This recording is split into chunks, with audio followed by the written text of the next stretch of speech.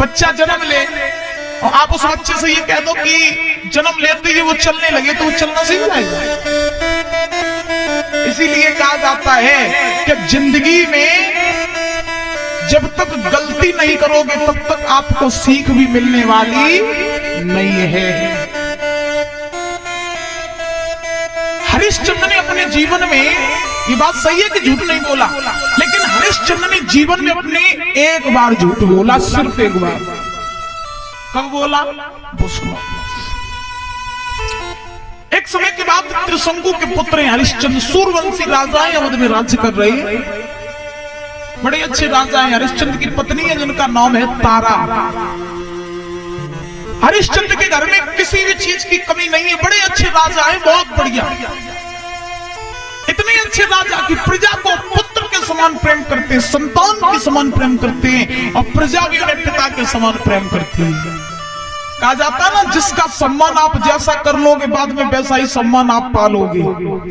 अगर आप किसी को 2 गाली दो तो आपको अगला व्यक्ति 4 गाली देने के लिए तैयार खड़ा है। और आप अगर दुश्मन से भी 2 शब्द मीठे बोल दोगे तो दुश्मन भी आपसे मीठे शब्द बोल देगा। इसीलिए आप जिसका जैसा सम्मान करोगे वैसा ही सम्मान आप पालोगे। तो राजा हरिश्चंद्र जो ये बड़े अच्छे राजा हैं, उनके घर में किसी भी चीज की कमी नहीं है। महाराज पत्नी है तारा। तो तारा जो है महाराज बहुत बड़ी पतिव्रता है, बहुत बड़ी पतिव्रता। स्वप्न में भी कभी किसी पराये पुरुष का स्मरण नहीं करती। अपने पति हरिश्चंद्र से तारा बहुत प्रेम करती है, अपार प्रेम। लेकिन हरिश्चंद्र भी तारा से बहुत प्रेम करते हैं। एक बात बताए मेरी माँ, भैया पंचायत कर रही हो, गलत बात सुन ले, बातें न करो। देखिए कहा जाता है कि पति पत्नी जो होते हैं वो महाराज गाड़ी के पहिए की तरह होते हैं। जब तक गाड़ी के पहिए ठीक है तब तक गाड़ी चलती रहेगी, और गाड़ी का एक पहिया पंचर हो जाए तो महाराज गाड़ी वहीं खड़ी रह जाएगी, आगे नहीं बढ़ सकती। वैसे ही पति पत्नी का संबंध होता है। अगर घर में पत्नी अच्छी है और पति अच्छा नहीं है तो कभी घर स्वर्ग नहीं बन सकता, और पति अच्छा है पत्नी अच्छी नहीं है तो भी घर कभी स्वर्ग नहीं बन सकता। तो घर में पति पत्नी के तालमेल होना बहुत जरूरी है, बहुत जरूरी। अब ऐसा ना हो कि पत्नी हो पाकिस्तान की, पति हो हिंदुस्तान का, तो तालमेल कहां से मिली है भैया? हाँ, तो पति पत्नी के घर में तालमेल अच्छे होने चाहिए। तो ध्यान रखना, हरिश्चंद्र जो है तारा से बड़ा प्रेम करते हैं, तारा जो है वो भी हरिश्चंद्र से बहुत प्रेम करती। हरिश्चंद्र के घर में किसी भी चीज की कमी नहीं है, खूब धन दौलत भरी पड़ी है, राजपाट है, हर चीज है। लेकिन महाराज कहा जाता है ना, मनुष्य जब पृथ्वी पर आता है तो किसी न किसी चीज से हमेशा दुखी रहता है। अगर किसी के पास में पैसा है तो किसी के पास में संतान नहीं है, और संतान है तो किसी के पास पैसा नहीं है। कोई संतान से दुखी, कोई पैसा से दुखी, कोई हरी बीमारी से दुखी, लेकिन दुनिया में सुखी कोई नहीं, कोई सुखी नहीं। अब भैया हुआ ऐसा कि हरिश्चंद्र जो है बहुत धन दौलत उनके घर में है, लेकिन कमी है तो केवल एक ही बात की कि उनके घर में कोई भी संतान नहीं है। और कहा जाता है ना, बिना संतान के घर शमशान जैसा लगता है। तो हरिश्चंद्र जो है बड़े उदास रहते हैं कि परमात्मा ने मुझे सब सुख दिए लेकिन एक संतान का सुख नहीं दिया। अगर मेरे घर में एक संतान हो जाती तो मेरा जीवन बड़ा ही सुखमय हो जाता। और जिसके संतान नहीं होती है ना दादा, उसका समाज में सम्मान भी नहीं होता है। तो हरिश्चंद्र जब अपने राज्य में घूमने के लिए जाते तो लोग उन्हें निर्वंशिया कह के बुलाते, तारा को बांझ कह के बुलाते। अब जिस मैया को बांझ कह के बुलाया जाए, जिस पिता को निर्वंशिया कह के बुलाया जाए, बताओ उन मैया और पिता पर क्या बीतेगी। तो तो हरिश्चंद्र बड़े उदास हैं, बहुत उदास हैं। एक बार हरिश्चंद्र सभा में बैठे और जैसे ही सभा में बैठे तो बैठने के बाद में और हरिश्चंद्र के पास में वरुण देवता आए। तो वरुण देवता आए, हरिश्चंद्र को उदास देखा, बोले राजन क्या बात है, तुम इतने उदास क्यों? आज से पहले मैंने तुम्हें कभी उदास नहीं देखा, क्या बात है, आज उदास क्यों हो? हरिश्चंद्र ने जवाब दिया, महाराज उदास तो मैं इसलिए हूं कि भगवान ने मेरे साथ बहुत बुरा किया। क्या बुरा किया? तो हरिश्चंद्र बोले, महाराज भगवान ने मुझे धन दौलत दी, पैसा दिया, शौहरत दी, सब कुछ दिया, लेकिन एक संतान दे देता तो भगवान का क्या बिगड़ जाता। बिना संतान के धन दौलत बेकार दिखाई देती है। नाथ मेरे घर में कोई संतान नहीं है, मैं ऐसी चीज के लिए बड़ा ही कष्ट में रहता हूं। तो वरुण देवता बोले, तुम चाहते क्या हो? ध्यान से सुनना, बात कहां से कहां जा रही है। वरुण देवता ने हरिश्चंद्र से कहा, तुम चाहते क्या हो?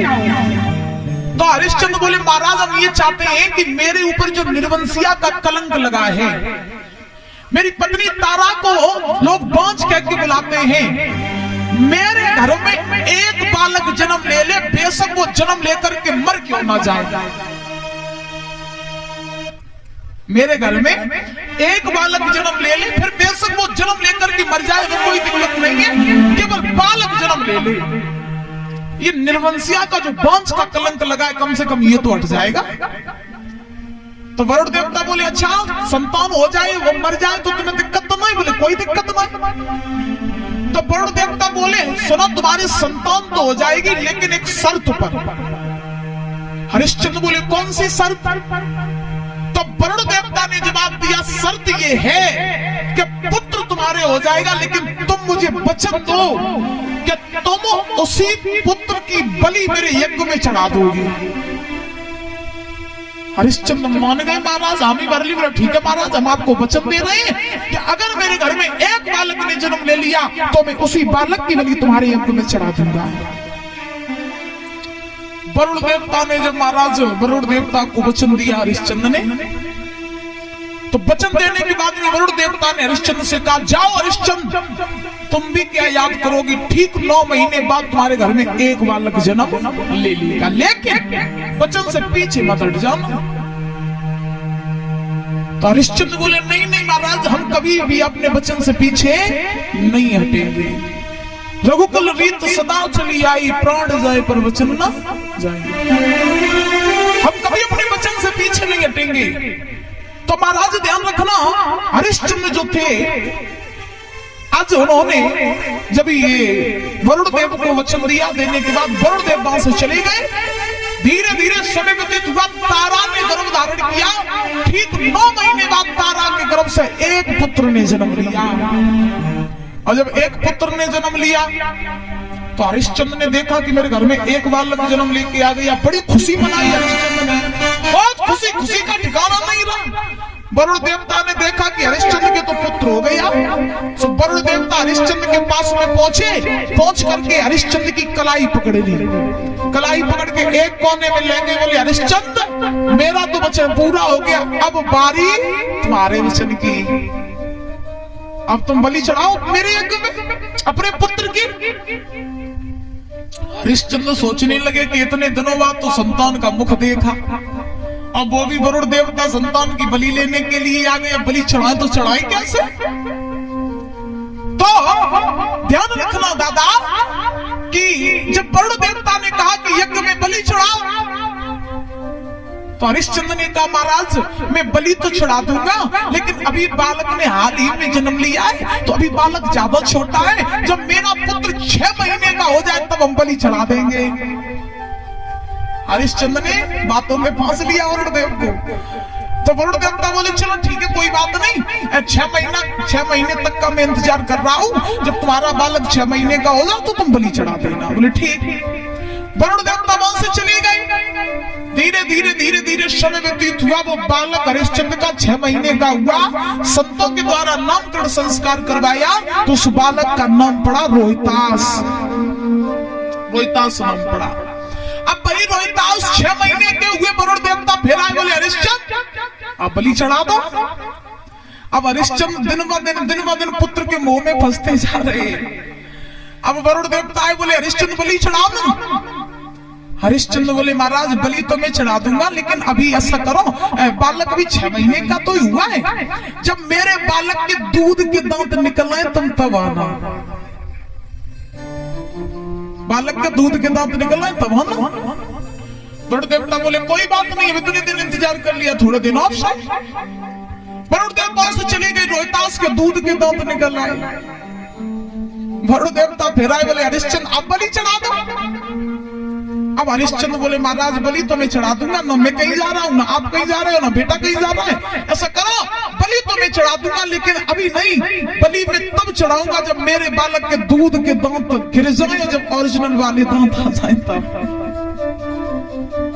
तब चढ़ा दूंगा बलि। वरुण देवता बोले ठीक कोई बात नहीं, इतने दिन इंतजार कर लिया, थोड़े दिन और सही। वरुण देव फिर से लौट गए। अब रोहित के दूध के भी दांत गिर गए महाराज। जब नए दांत आने लगे, तारा को पता चला कि मेरे महाराज हरिश्चंद्र मेरे पुत्र की बलि यज्ञ में चढ़ाना चाहते हैं। तो तारा ने जवाब दिया, मेरे होते हुए मैं अपने पुत्र को यज्ञ में चढ़ने नहीं दूंगी। क्योंकि मां ऐसी होती है कि मां बच्चों के सारे दुख अपने ऊपर ले लेती है। तो तारा ने रोहित को अपने पास में बुलाया, रात का समय गोद में बैठा, बोले बेटा यहां से भाग जाओ, भाग जाओ, और अगर तुम यहां रहे तो तुम्हारे पिता तुम्हारी बलि वरुण देव के यज्ञ में चढ़ा देंगे, इसलिए भाग जाओ।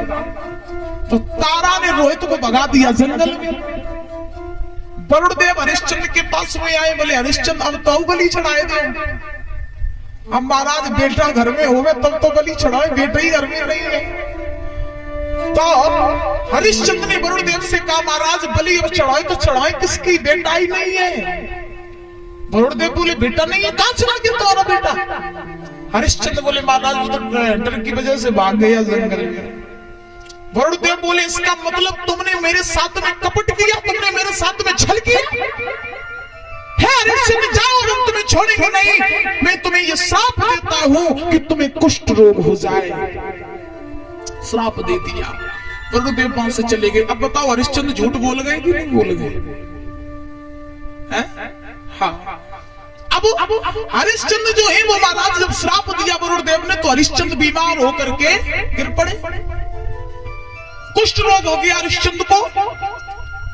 अब हरिश्चंद्र इतने बीमार कि उठाई नहीं जा रहा। रोहित को पता चला, जंगल में कुछ लोगों ने खबर पहुंचाई, बेटा तेरा बाप बड़ा बीमार है, चला जा अपने पिता को देख ले आखिरी बार, और अगर तू गया नहीं तो तेरा बाप मर जाएगा। रोहित आई हरिश्चंद्र के पास में, तो रोहित ने जवाब दिया बाबा ये आपकी दशा कैसे हो गई। तो हरिश्चंद्र ने कहा बेटा मुझे वरुण देव ने श्राप दिया है, इसलिए श्राप के कारण मेरी दशा हो गई। मैंने तुम्हारी बलि उनके यज्ञ में नहीं चढ़ा पाई, इसलिए वरुण देव क्रोधित होकर के मुझे श्राप देकर चले गए।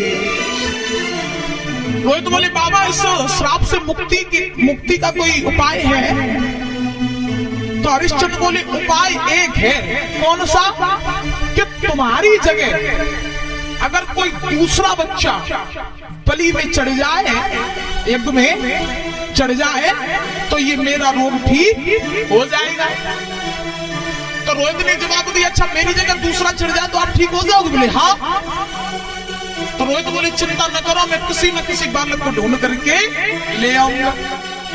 तो रोहित ने अपने साथ बहुत सारा धन ले लिया, बहुत सारी गायों को साथ ले लिया, और साथ लेकर के गांव-गांव में घूमने लगे और कहने लगे कि कोई भी पिता अपना एक बालक मुझे बेच दे और मुझसे उसके बदले बहुत सारा धन ले ले। और कौन ऐसे निर्दयी माँ बाप होंगे जो महाराज अपने बच्चों को बेच देंगे पैसों के पीछे।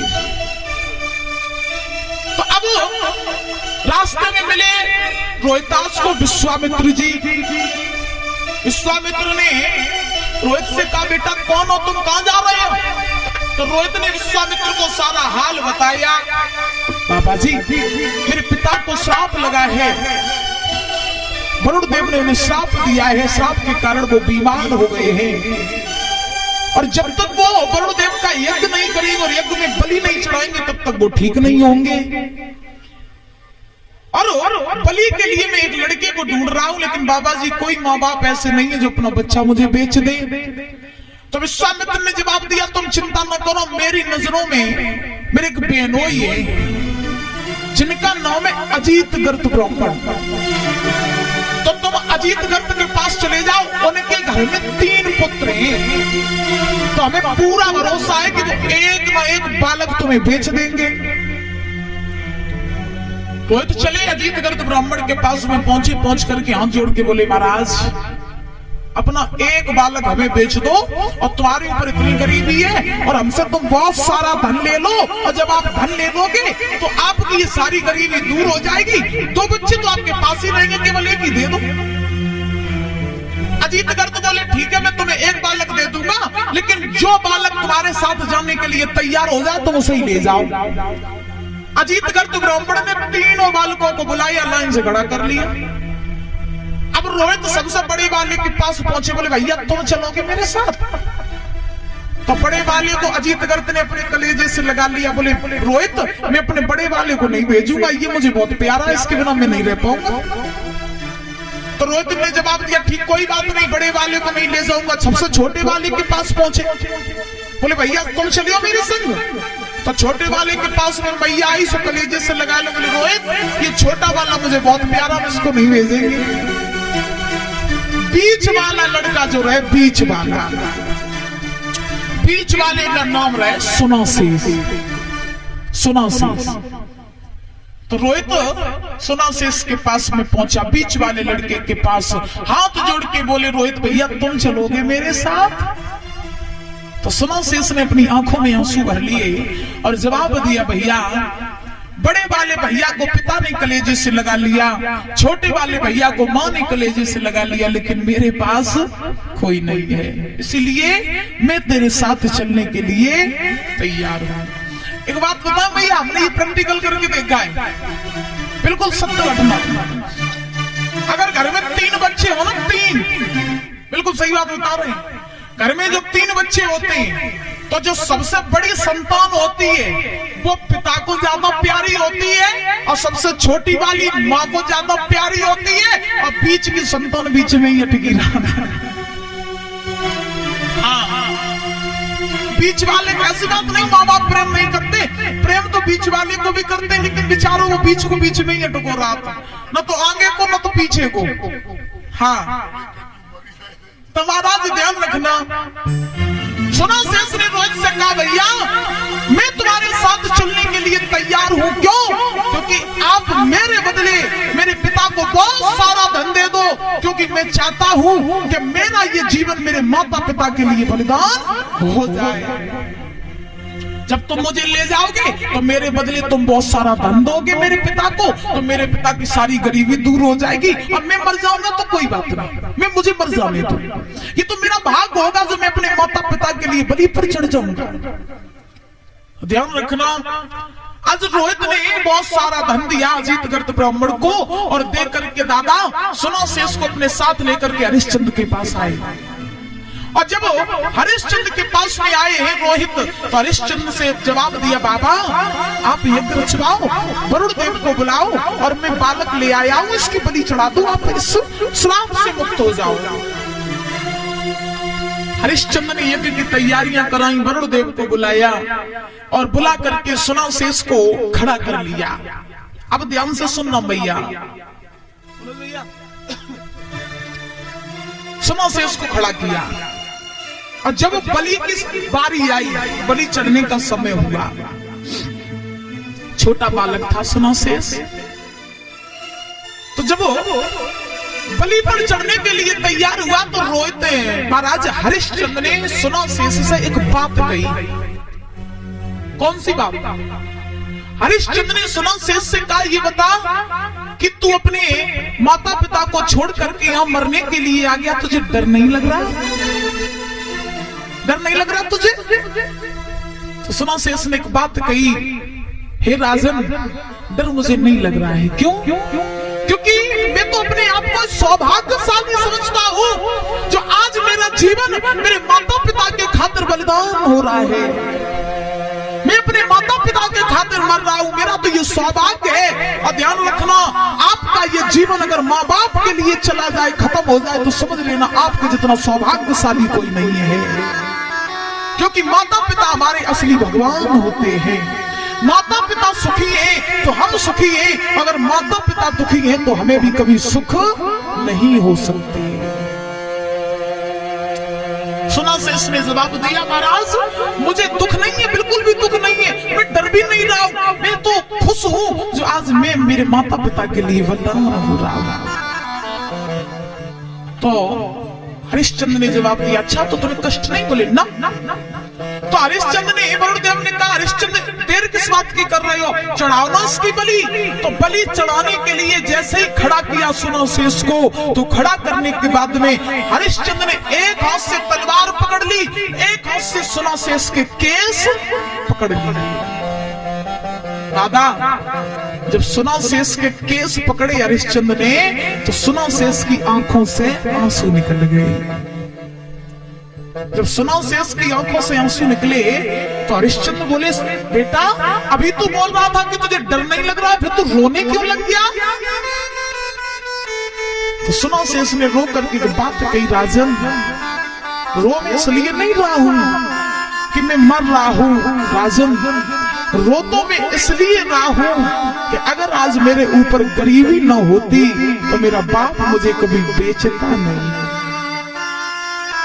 आज मैं बिछने के लिए यहाँ खड़ा ना होता, मरने के लिए मैं यहाँ खड़ा ना होता, अगर मेरे पिता के ऊपर गरीबी ना होती। राजन आज मुझे एक बात समझ में आ गई कि दुनिया में हर किसी का सम्मान हो सकता है, लेकिन महाराज गरीबों का कहीं भी सम्मान नहीं होता है। गरीब अगर रोड पर मर भी जाए भैया, तो चार लोग अर्थी उठाने वाले नहीं मिलेंगे। और अगर कोई अमीर मर जाए ना, तो महाराज दूर दूर तक खबर फैल जाती है कि फलाना व्यक्ति बहुत अमीर था, भैया मर गया। बड़े बड़े लोग आते हैं उसके घर पे रोने के लिए, शोक मनाने के लिए, लेकिन वहीं जब कोई गरीब मरता है तो उसके पास कोई रोने के लिए नहीं होता है। और ये बात बिल्कुल सही है कि दुनिया में जितना सम्मान अमीरों का होता है, उतना सम्मान गरीबों का नहीं होता है। बात कही रो करके सुनाशेष ने, राजन सुनो मेरी बात,